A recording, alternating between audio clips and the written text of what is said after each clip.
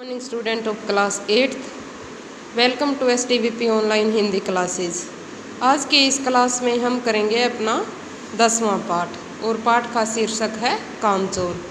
कामचोर एक कहानी है बेटा, और ये किसके द्वारा लिखी गई कहानी है? इस्मत चुगताई के द्वारा लिखी गई एक श्रेष्ठ कहानी है।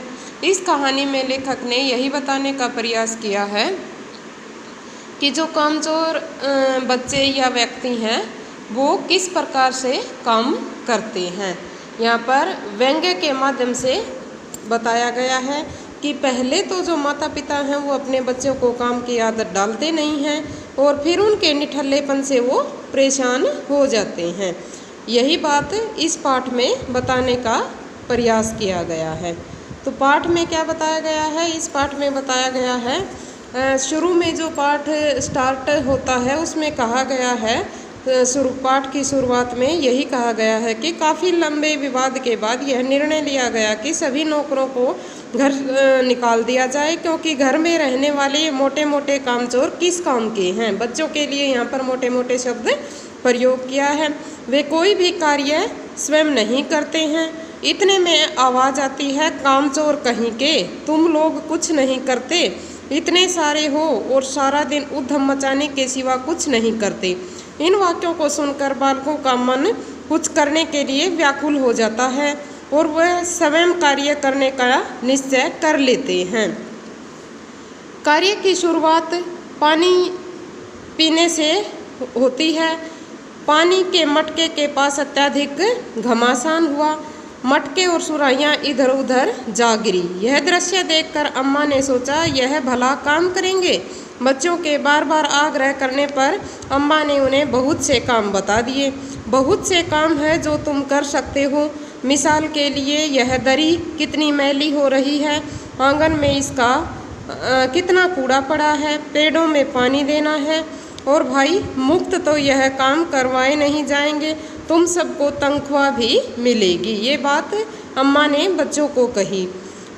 बच्चों द्वारा काम करना शुरू हो गया। बच्चों ने अपना काम शुरू कर दिया। वो दरी को झाड़ने और लकड़ी से पीटने लग गए। परिणाम यह हुआ कि सारे घर में धूल मिट्टी भर गई। किसी ने बताया कि पानी छिड़क कर झाड़ू लगाई जाती है, तो उन्होंने दरी पर पानी डाल दिया। मिट्टी का दूर होना तो दूर, वहाँ कीचड़ ही कीचड़ हो गया। इस काम के बाद सबको आंगन से बाहर निकाल दिया गया। क्यों निकाल दिया गया? क्योंकि उन्होंने काम करने की बजाय काम को और भी अधिक बढ़ा दिया था। इस प्रकार आगे क्या बताया गया है? इस प्रकार बताया गया है कि जो बच्चे हैं उन्होंने सोचा कि चलो पेड़ों को पानी ही दे देते हैं। पेड़ों को पानी देने के इरादे से बच्चे बाहर निकल जाते हैं। सभी बच्चे अब घर की बाल्टियां, लोटे, गिलास, पतीले, तसले आदि लेकर नल की ओर भागते हैं। नल पर भी अब घमासान शुरू हो जाता है। घमासान यहाँ पर क्यों शुरू हो जाता है? क्योंकि बच्चे ज़्यादा हैं और वो उनमें काम करने की होड़ लगी हुई है। अब उनमें लड़ाई झगड़े होने लग जाते हैं। क्या हिम्मत की किसी के बर्तन में एक बूंद भी पानी आ गिरे। अब बर्तनों पर पानी की मार होने लगी। यहाँ पर धक्का मुक्की और कोहनियाँ एक दूसरे पर बरसने लगी, यानी कि बच्चे अब झगड़ने लग गए। अब बच्चों को यहाँ से भी भगाया गया। इस धक्का मुक्की में कुछ बच्चे कीचड़ में भी गिर गए। पास के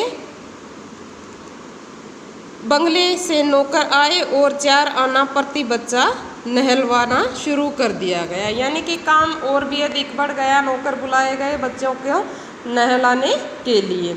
और आगे क्या होता है बेटा? आगे देखो, जो बच्चे हैं वो अब सोचने लग जाते हैं कि कोई ना कोई काम, हमसे कोई भी काम नहीं हो सकता। अचानक अब बच्चों को विचार आता है, क्यों न मुर्गियाँ ही बंद कर दें। बस सभी मुर्गियों के पीछे भागने लगे। चारों ओर से दबड़े दबड़े की आवाज़ आने लगी। मुर्गियाँ भी बहुत तेज़ थी, वे किसी के हाथ में नहीं आ रही थी। सभी बच्चे परेशान हो चुके थे। देखते ही देखते एक मुर्गी दादी कामदानी के सिर और दुपट्टे पर खीर गिराती हुई आगे निकल गई। एक बड़ा मुर्गा अम्बा के खुले पायदान में कूद पड़ा। पान का ये पायदान था। कत्थे चूने से सने हुए पंजे लेकर नानी अम्मा की सफ़ेद दूध जैसी चादर पर छापे मारता हुआ वह आगे निकल गया। एक मुर्गी छेद में से इस तरह दौड़ी कि सारा कीचड़ मौसी जी के मुंह पर पड़ा, जो उस समय हाथ मुंह धो रही थी। अब सारी मुर्गियां बिना किसी रोक टोक के इधर उधर भाग रही थी। मुर्गियों में असफलता मिलने के बाद बच्चों ने सोचा कि चलो भेड़ों को दाना डाल दिया जाए। सारे दिन की भूखी भेड़ें दाने की ओर इस तरह दौड़ी कि भागना कठिन हो गया। अब भेड़ें सब कुछ अस्त व्यस्त करते हुए आगे बढ़ने लगी। बिना किसी संकोच भाव से भेड़ें सबको रौंदती और मेंगनों का छिड़काव करती हुई दौड़ पड़ी। कहने का भाव क्या है कि जो भी काम बच्चे कर रहे थे, एक्सपीरियंस न होने के कारण उसी काम में वह असफल हो रहे थे। अब हज्जन माँ एक पलंग पर दुपट्टे से मुंह ढांपे सो रही थी। उन पर से जो भेड़ें दौड़ी तो वह दुपट्टे में उलझी हुई मारो मारो चीखने लगी। कुछ ही देर में भेड़ें छाछ को भूलकर सब्जी की टोकरी पर टूट पड़ी। भेड़ को मारने पर लगता जैसे किसी रुई के गद्दे को पीट रहे हों।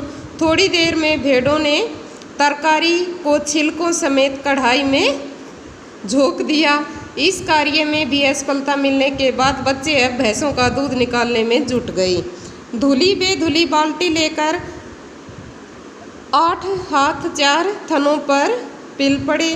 भेड़ बाल्टी को जो भैंस है वो बाल्टी को लात मारकर दूर जा खड़ी हुई। सबने तय किया कि भैंस को आगे पीछे करके बांध दिया जाए। झूले की रस्सी निकालकर भैंस के पैर बांधे गए। पिछले 2 पैर चाचा जी की चारपाई से बांध दिए गए।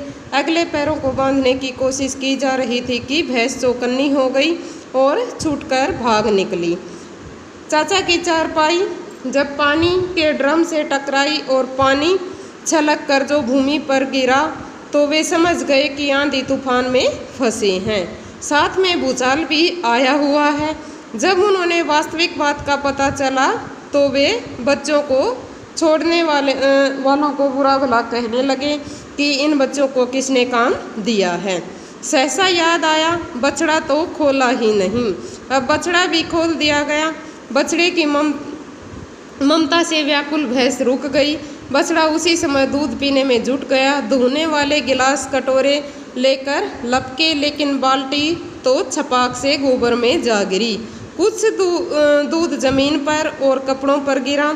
2-4 धारें गिलास कटोरों पर भी पड़ गई। बाकी सब बछड़ा पी गया। पूरे घर में कोहराम मच गया। चारों ओर टूट फूट इधर उधर सामान ही सामान दिखाई देने लगा। अब अम्मा ने साफ साफ कह दिया, या तो बच्चा राज कायम कर लो या मुझे रख लो, नहीं तो मैं चली मायके। अब्बा ने सबको पंक्ति में खड़ा करके पूरी बच्चा बटालियन का कोर्ट मार्शल कर दिया। कोर्ट मार्शल क्या कर दिया? उन्होंने कहा कि अगर किसी बच्चे ने घर की किसी भी चीज़ को हाथ लगाया तो बस रात का खाना बंद हो जाएगा। यह निर्णय अब्बा ने अब परेशान होकर सुना डाला। अब क्या था, अब बच्चे इतने चुपचाप बैठ गए कि वो स्वयं पानी लेकर भी नहीं पी रहे थे। इस प्रकार वह काम करने के बजाय काम को और भी अधिक बढ़ा चुके थे। अतः यहाँ पर यह बताने का प्रयास किया गया है कि जो कामचोर हैं वो किस प्रकार काम को पूरा न करके उसे और भी अधिक बढ़ा देते हैं। यहाँ पर लेखिका ने यह भी बताने का प्रयास किया है कि बच्चों पर ऐसे काम थोपना भी ठीक नहीं है। पहले उन्हें काम सिखाना चाहिए और उनके की रुचि के अनुसार और अनुभव के अनुसार ही माता पिता को अपने बच्चों को काम देने चाहिए। ऐसा नहीं है कि बच्चे काम नहीं करते, बच्चों को भी अपने माता पिता के काम में हाथ बटाना चाहिए। लेकिन काम में हाथ बटाने का मीनिंग ये नहीं है कि वो स्वयं ही उस काम को करने लग जाएं। या तो वह माता पिता के साथ लगकर उस काम को पूरा करें या फिर उस काम को पहले अपने माता पिता से सीखें। यही बताने का इस पाठ में प्रयास किया गया है कि हमें निठल्ला नहीं बनना चाहिए, कामचोर नहीं बनना चाहिए और बड़ों की भी ये जिम्मेदारियां हैं कि वह बच्चों को उनकी रुचि के अनुसार काम बांटे और पहले उस काम को अच्छी तरह से सिखाया जाए, बाद में ही बच्चों पर किसी काम की जिम्मेदारी सौंपनी चाहिए। इस प्रकार हमारा यह पाठ कंप्लीट हुआ। Thank you and have a nice day.